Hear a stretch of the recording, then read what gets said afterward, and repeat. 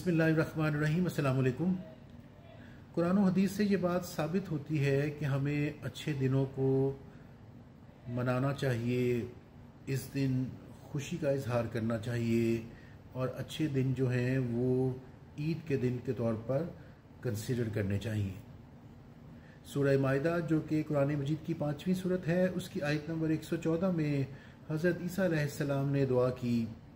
इरशाद हुआ कि ए मेरे परवरदिगार, हमारे लिए आसमान से माइदा यानी दस्तरखान उतार ताकि वो हमारे अगलों और पिछलों के लिए ईद का दिन हो।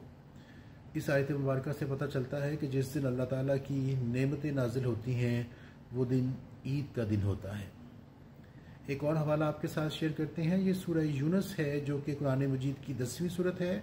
उसकी आयात 57 और 58 में कुरान मजीद के नज़ूल के मौके पर अल्लाह ताला फरमा रहे हैं कि खुशी का इजहार करें। इरशाद हो रहा है कि लोगों, यकीनन तुम्हारे पास तुम्हारे रब की तरफ से नसीहत आ गई जो रूहानी बीमारियों से शिफा बख्शने वाली और ईमान वालों के लिए हिदायत और रहमत है।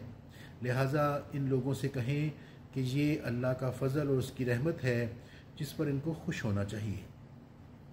एक और हवाला आपके साथ शेयर करते हैं। ये सूरह इब्राहीम है जो कि कुरान मजीद की 14वीं सूरत है। उसकी आयत नंबर 5 में हज़रत मूसा अलैहिस्सलाम के हवाले से इरशाद हुआ कि हमने भेजा मूसा को अपनी निशानियों के साथ कि निकाले अपनी कौम को अंधेरे से उजाले की तरफ और उन्हें वो वाक़यात याद दिलाए जिस दिनों में अल्लाह ताला ने उन पर अपनी रहमतें और बरकतें नाजिल की। इस आयत मुबारक में जो अय्यामुल्लाह का लफ्ज़ इस्तेमाल हुआ है उससे मुराद अच्छे दिन हैं, वो दिन जिससे अल्लाह ताला ने फैज़ याब किया हज़रत मूसा अलैहिस्सलाम की कौम को।